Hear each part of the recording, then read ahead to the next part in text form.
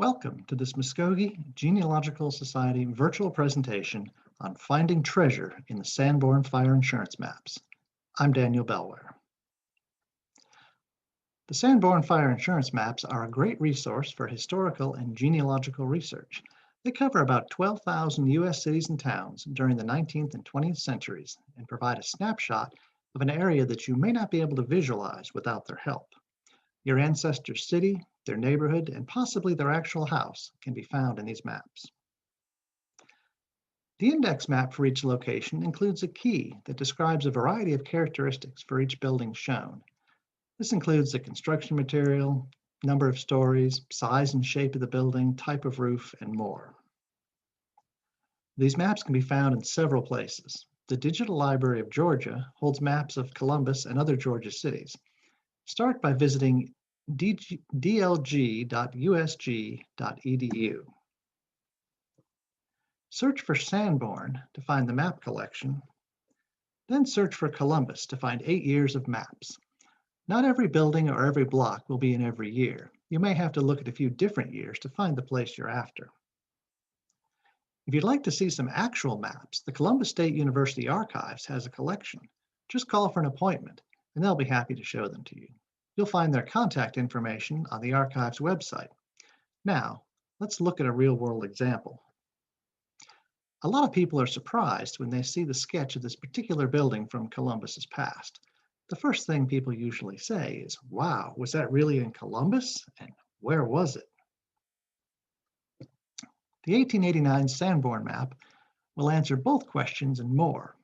The Grand Exhibit Hall was here and near the corner of 4th Street and 4th Avenue. However, it was not as big as you might have thought. It appears several times larger in the sketch than it actually was. The building was only about 170 feet long. It was 2 stories with 3-story tall towers at the corners and front and back entrance. Notice that there are no towers between the corners and those entrances. The map also tells us that it was wood frame with a shingled roof that rose to 2.5 stories in the middle. For comparison, the Grand Exhibit Hall was about 170% of the length of the Springer Opera House, only 1 story shorter. The scale and perspective are off. The people shown near the building are about the size of squirrels, not people. It was a large structure, just not as large as the sketch makes it look. Now, you may have research interests outside of Georgia. Is there somewhere to find more Sanborn maps? Yes, the Library of Congress has an extensive collection. They even have the 1929 maps for Columbus not available in the Digital Library of Georgia. You can find them by visiting loc.gov. Type in Sanborn Maps in the search field, then click on the collection to view the maps.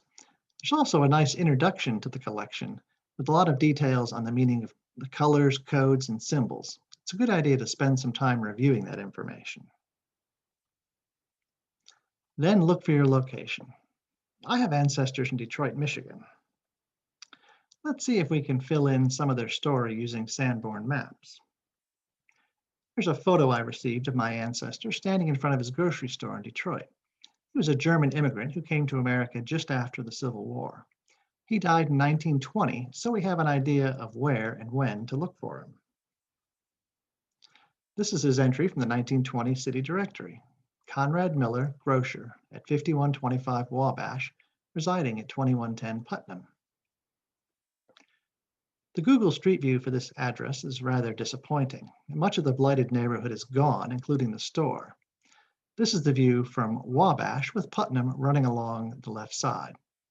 Note the brick home to the right. The Sanborn map shows how the area used to look. Facing the front of the store, the color coding tells you that you'd see a 2-story frame duplex with a brick exterior containing 2 flats to the store's right.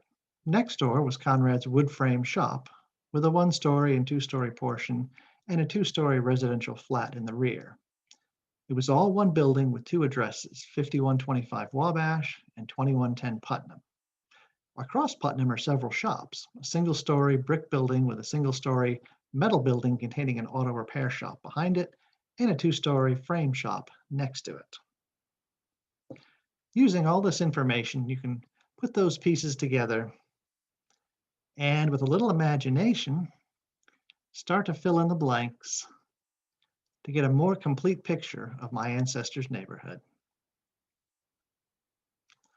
Thank you for joining us for this Muscogee Genealogical Society presentation.